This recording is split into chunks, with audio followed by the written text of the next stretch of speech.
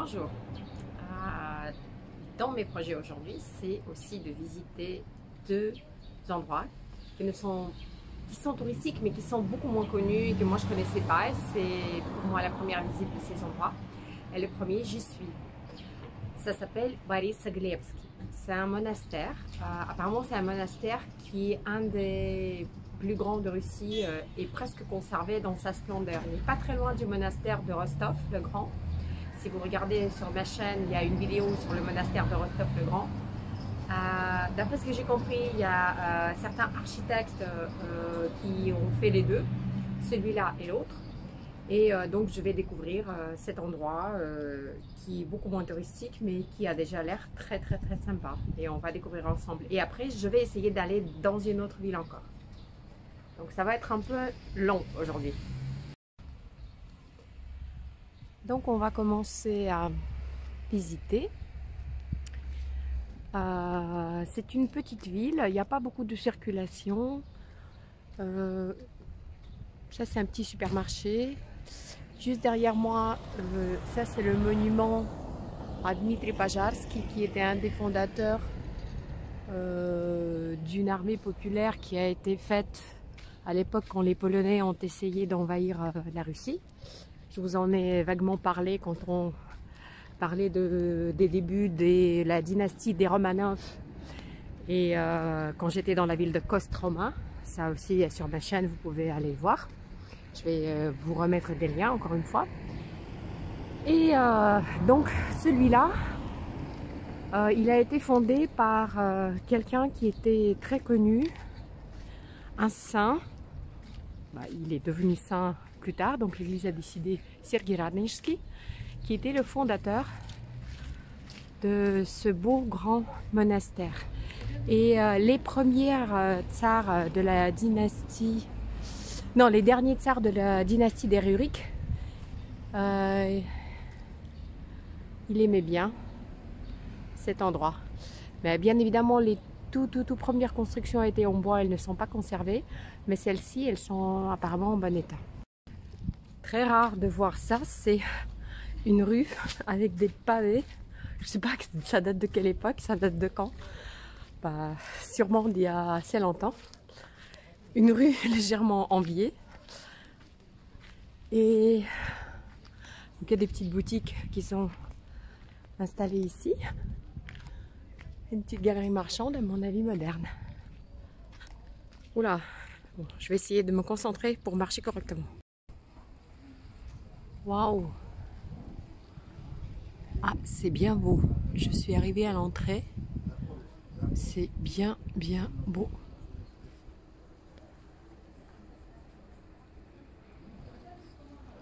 Bon, on va continuer. Donc je me suis éloignée un petit peu pour faire un panorama. Donc je suis arrivée de cette tour que vous voyez à gauche.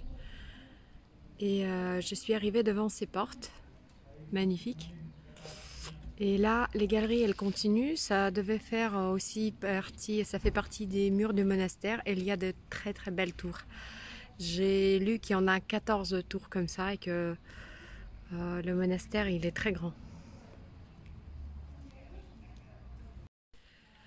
Alors, je suis sur le territoire du monastère. La plupart des constructions, les murs et la plupart des bâtiments qu'on trouve ici datent du XVIe et XVIIe siècle. Et il y a vraiment beaucoup de bâtiments, même à partir de ce que je vois ici, qui sont pas mal conservés. C'est vraiment assez unique. En général, on a des kremlins et monastères, il y a des murs qui restent, ou une partie des murs, et peut-être une ou deux églises. Là, il y a même, ça doit être un bâtiment de service, quelque chose comme ça. Bon, j'avance. Aujourd'hui, pour les orthodoxes, c'est la fête de la Sainte Trinité. Et la tradition, dans la décoration des églises, des entrées de l'église ce jour-là, c'est de les faire décorer par des bouleaux. Voilà, l'entrée d'une petite église, décorée par des bouleaux. Je crois que l'entrée se fait ici par le côté, parce que j'ai essayé au milieu et j'ai pas pu trouver l'entrée. Il y a des vrais moines qui habitent ici. Donc ils ont tout restauré, ils ont remis les croix en bois sur le cimetière.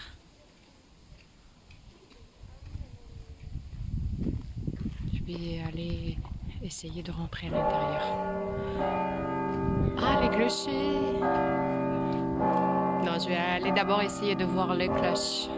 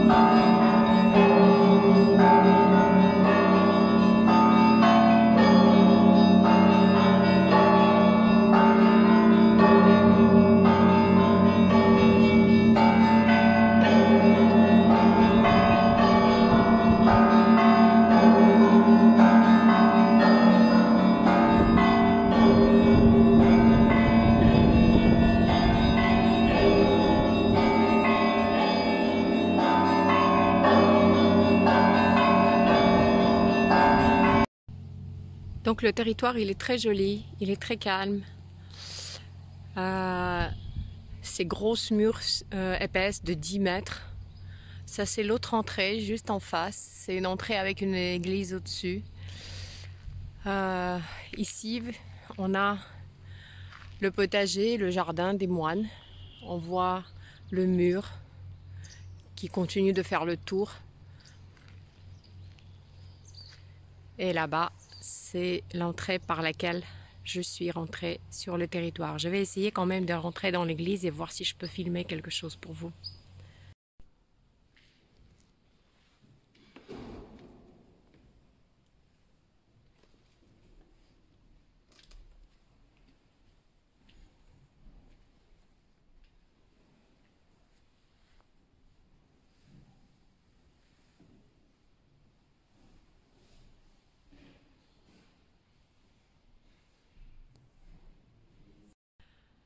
En fait, c'était très émouvant à l'intérieur. J'ai pas osé parler parce que elle est en restauration. Donc, vous avez vu sur la vidéo que d'un côté c'est assez sombre et en même temps c'est magique parce que par exemple le sol il est en bois, il y a du foin. C'est parce qu'il y a cette fête, la Trinité. Et ils ont décoré aussi avec des bouleaux à l'intérieur et ça donne un aspect absolument magique. La Trinité, c'est une fête chez les orthodoxes où on se souvient des personnes qui nous ont quittés. Et donc avec ça, ça donne un effet vraiment incroyable. Je suis très heureuse que j'ai pu rentrer parce que juste après moi, parce qu'il y avait un service qui était terminé et moi j'ai eu le temps d'y aller entre la fin du service et le moment quand ils sont partis pour déjeuner, je crois, et ils ont fermé. Donc je suis super heureuse de pouvoir voir ça. Et voilà encore un bâtiment ici qui est en train de redevenir très beau. C'est le bâtiment de, je ne sais pas comment ça s'appelle en français, mais c'est comme la cantine pour les moines. Et ils ont commencé à remettre des petits carreaux, des mailles dans tous ces petits endroits spéciaux.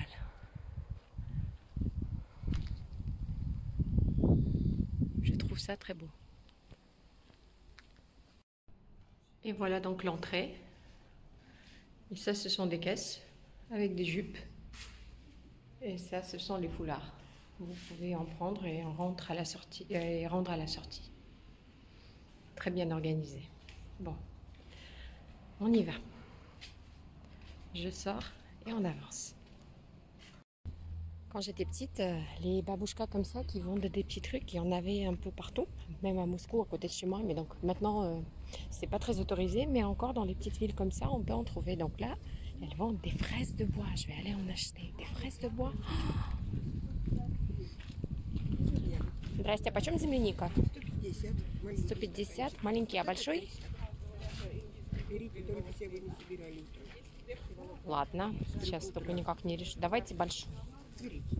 Qu'est-ce que ça sent bon. J'ai déjà goûté une. C'est trop bon. Mais surtout, à sentir, c'est une magie.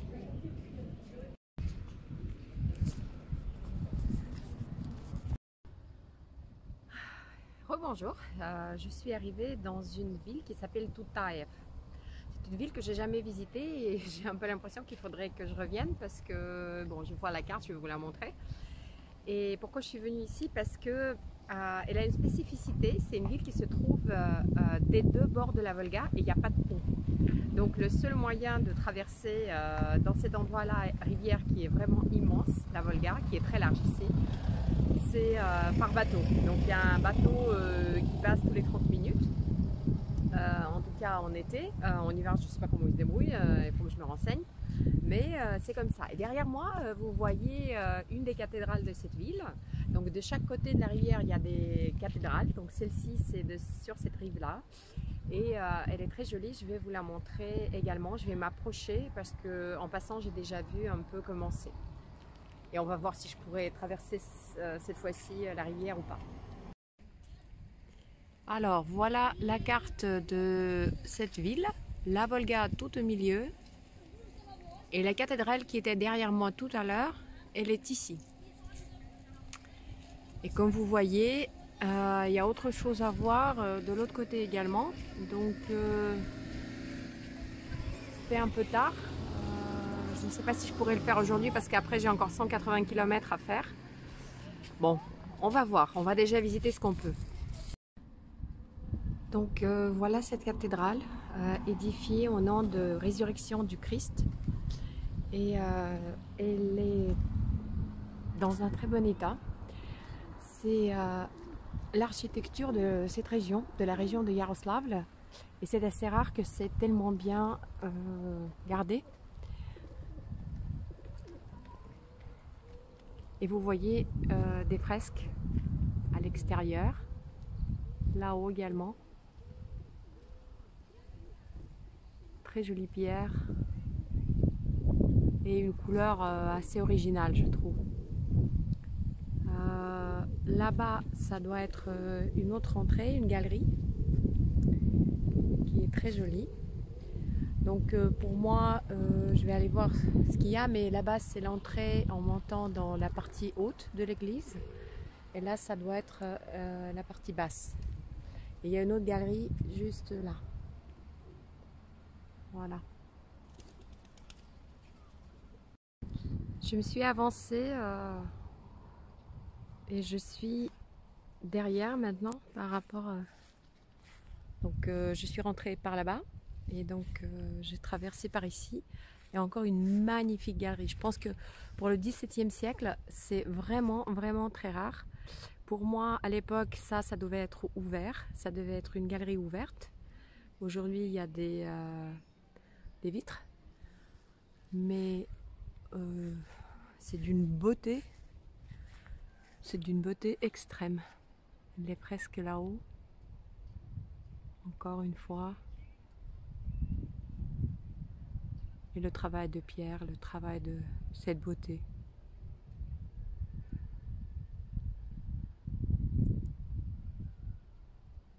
Donc en faisant le tour de l'église, j'aperçois là-bas, c'est déjà l'autre rive de la Volga.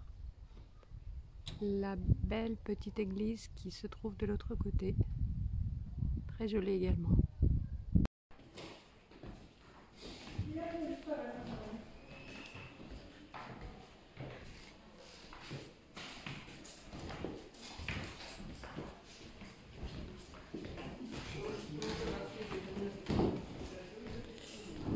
Ici, pareil, c'est décoré avec des bouleaux, comme c'est la fête de la Trinité. Et c'est sublime, sublime les fresques.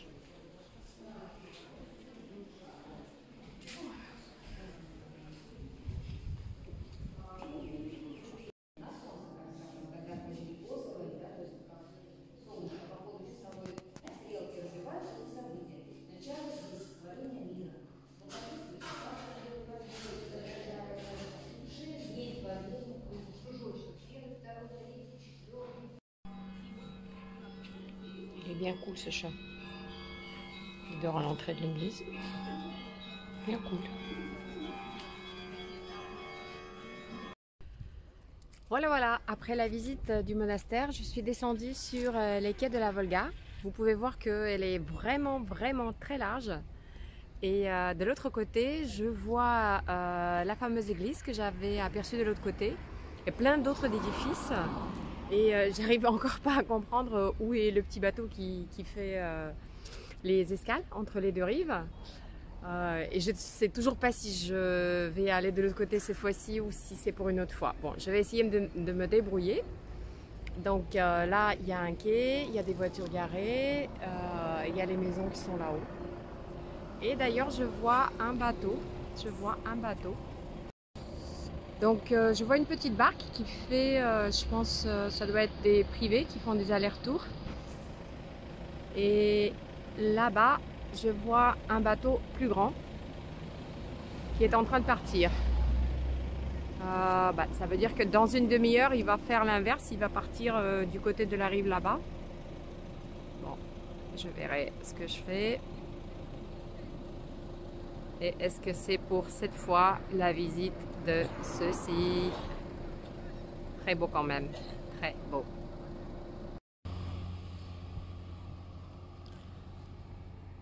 Là, c'est une vraie plage.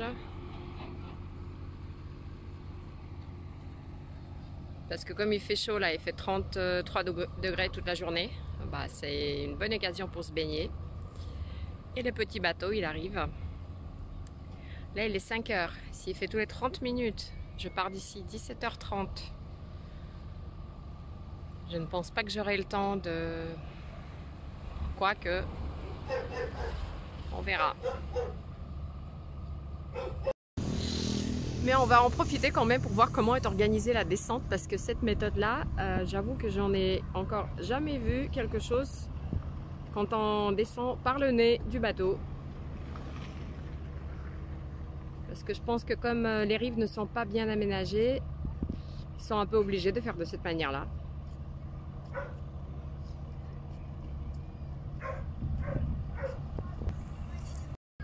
Et les agendas sont faits de telle manière qu'après votre bateau, vous avez directement le bus et vous pouvez continuer votre voyage. Waouh!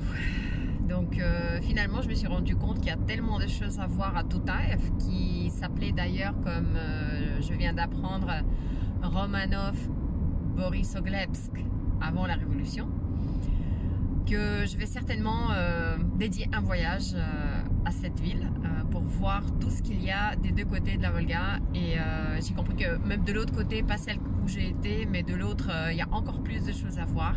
Donc j'ai décidé de revenir à Romanov Borisoglepsk, parce que je ne sais pas quand encore, mais je vais y aller. Et voilà, donc ma semaine se termine, le week-end se termine. Mais j'aurai un peu plus de temps cette semaine-là, donc je vous promets plus de vidéos cette semaine et plus de jolies choses à voir, j'espère. Et à bientôt!